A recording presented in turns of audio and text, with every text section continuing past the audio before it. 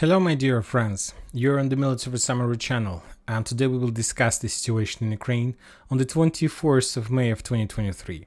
Today we have a lot of very interesting updates, so let's start. The most important and the most interesting updates are coming from the Black Sea.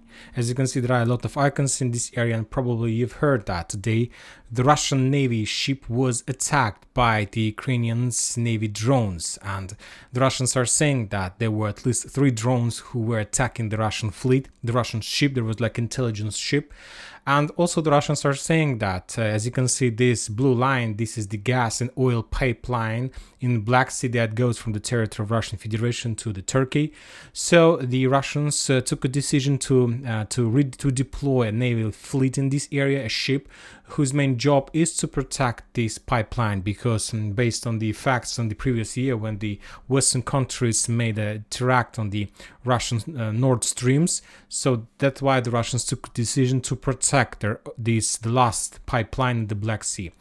And the Ukrainians, as soon as this ship crossed this area and entered the Black Sea, the Ukrainians launched their small offensive operation, and they were trying to get this ship, but all those attacks were repulsed. Furthermore, the Russians published a video of those attempts, and as you can see, there is a video, this one, 7-second video. As you can see, this is a drone who is heading in direction of that ship, and that drone was destroyed. So probably all of them were destroyed, but anyway, we can say that the battle of Black Sea has started. The Ukrainians currently have their own fleet.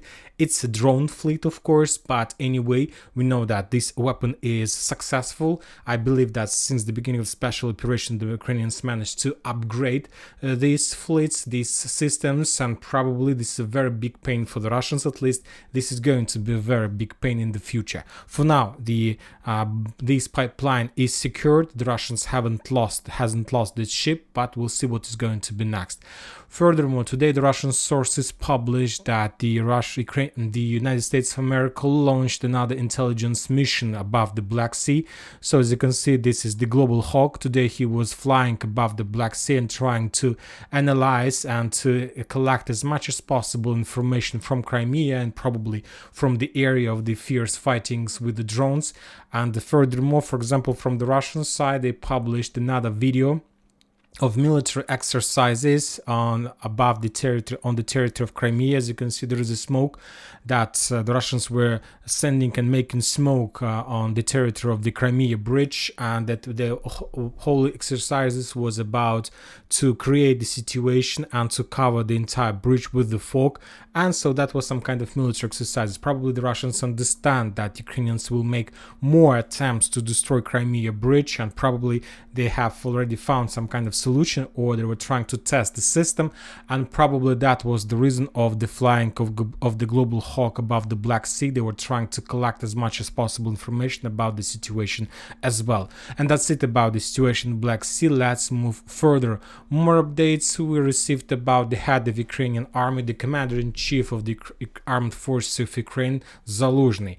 The Russians reporting that he got a shrapnel wound in the head in the Kherson in the early May after a missile strike. Apparently his life was saved, but allegedly he won't be able to work anymore. So that reports were received from the Russian side. For example, the Ukrainians from their side published more photo confirmations about the health and about the activity of Zaluzhny, but currently the Ukrainians are not able, or at least they don't want to show a real video of Zaluzhny dated to today, so with real evidence that everything is okay with this person, as the Russians are saying that probably his life was saved, but probably he won't be able to work anymore and to command with the Ukrainian army. As very high chances that he will be kept as a head of army, as a symbol of Ukrainian forces, because I understand the Ukrainians are not ready to change the head of army and to show their weakness, to show that the Russians do have possibilities to kill anybody using the daggers or something like this. So this is the situation. Furthermore, more updates are coming from Bryansk area. Today the Russian sources finally reported and confirmed that on the 30th of May the 2 aircrafts and 2 helicopters were shut down by the Patriot system. Those Patriot systems that later were destroyed as a result of dagger attack in Kiev. So this is the Patriots, this is the systems, and we understand that currently this is a very dangerous weapon against the Russian air forces. 4 air units was destroyed less than in 2 hours, and this is a very big problem for the Russians for the usage of guided bombs, because we know that the range of Patriots is very big and the guided bombs can be launched in a distance within 70 kilometers. So we see the gap and we see the problem. Now let's move further to Belgorod. As we discussed yesterday, the Russians completely counter-terrorist operation in this area, and later that night the Ukrainians continue bombing Belgorod using drones, and this is the result of one of those attacks. As you can see, a car damage and the building was damaged in that town as a result of drone attack using the bombs from the drones. Now let's move to the ground and let's start discussing the situation in the ground. The Minister of Defense of Russian Federation reported about successful advances of the Russians in the vicinity of Masyutovka in this area, and they're saying that that was the advances of the 6th Russian Army, of the groups of 6th Russian Army, just a few squads as I believe. As I understand, and based on the situation, after the Russians managed to establish the bridgehead on the western bank of Oskol River, currently they have secured the flank, they have secured the possibility of the Russians to continue advancing further to the south in direction of Kupiansk. So probably, as I understand, the next target that the Russians will try to establish control over is Sinkovka, and after that they will be able to get the outskirts in the vicinity of Kupiansk. The Ministry of Defense reported that as a result of fierce fightings in this area, the Ukrainians lost 40 soldiers, 2 armored vehicles and 2 artillery systems D-20 and D-30. Now let's move to Liman. There are a lot of very interesting updates on Liman front line, as you can see, and based on the Ministry of Defense of Russian Federation, and this information is completely confirmed by the Western sources, that currently Bilogorovka appeared in operational encirclement. The Russians continue advancing in the Kremenaya forest from the north, and probably they have already reached the Seversky Donetsk River from the north, and furthermore the Russians continue advancing from Verkhnyakamyanka oil refinery and Zolotarevka to the north in direction of this forest, and currently, as we discussed, the Ukrainian forces in Bilogorovka appeared in small operational encirclement. They still have possibilities, of course, to use fields and valleys to cross this area. I'm just trying to say that the roads, the real roads, like through Grigoryevka and through Verkhnyakamyanska, is under complete Russian fire, drone visible control.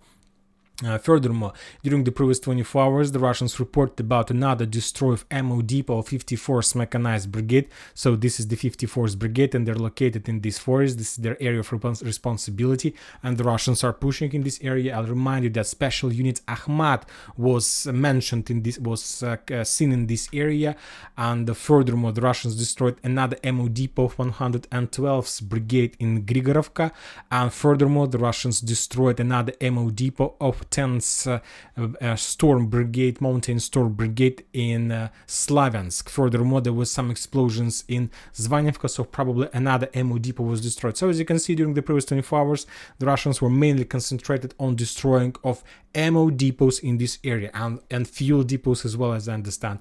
We understand that this is a very big problem for the Ukrainians. If you don't have weapon and ammo to fight, of course nobody is going to fight, and nobody is going to stop the Russian advances with their own bodies and their own lives if you don't have ammo. So that was, we can say, some kind of artillery preparations. The Russians finished the intelligence work, they discovered the ammo depots, they destroyed them, and currently they're mainly focused to capture and to encircle Bilogorovka. I don't think that they will encircle it. The Ukrainians will make a decision to step back, but anyway, this is the things.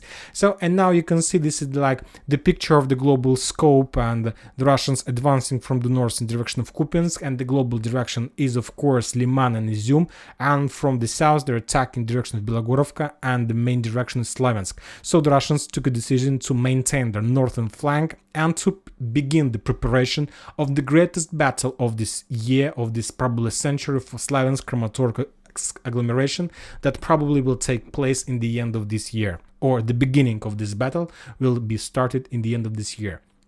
Now we're moving to Bakhmut. As we know, today is the last day when Wagner is going to stay in Bakhmut. Tomorrow they will be replaced by the DPR forces. Probably some forces, some instructors, some officers from Wagner's will be there to explain everything to newly redeployed forces. But from the other side, we know that Ukrainians, at least the sources are saying that Ukrainians continue accumulation of their forces on the flanks in the vicinity of Grigorevka and on the south in the vicinity of Bila Gora and Stupachki, so on the north and on the south from Chasov Yar, and probably after the Wagners will be replaced, these forces will launch their counter-offensive operation to newly redeployed forces with hope to push these fresh forces back and to capture more positions on the flanks of Bakhmut. But for now, the Ukrainians still continue the accumulation of forces, but probably from the other side, this is some kind of media campaign trying to force Wagners to stay as long as possible, not to allow them to be redeployed or something like this.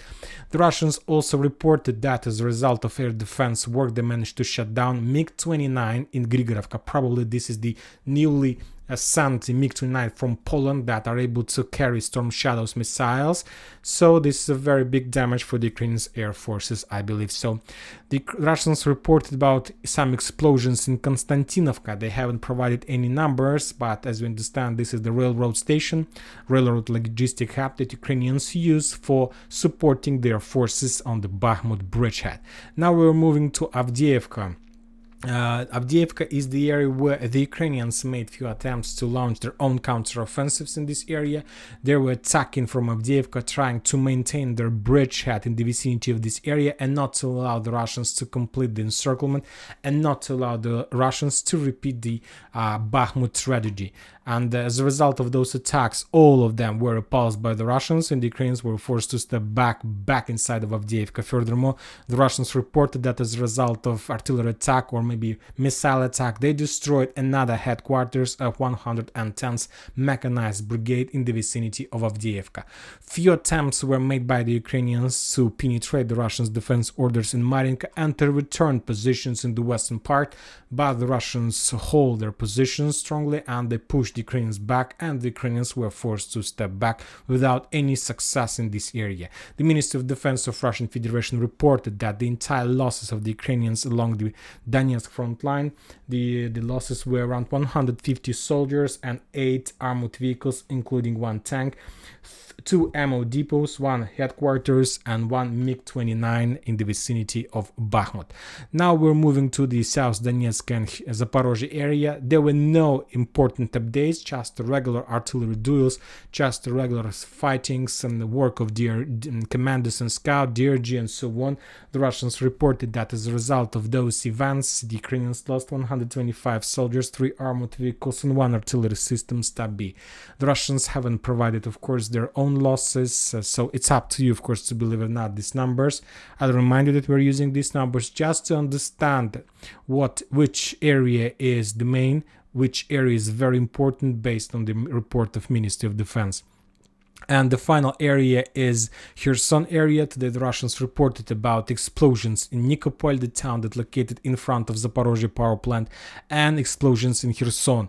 But also, one more time, no changes on the ground, no big events like destroying warehouses or ammo depots. The situation is stable here. The Ukrainians continue doing some kind of rotation process without any changes on the ground, without any attempts to cross Dnipro River one more time.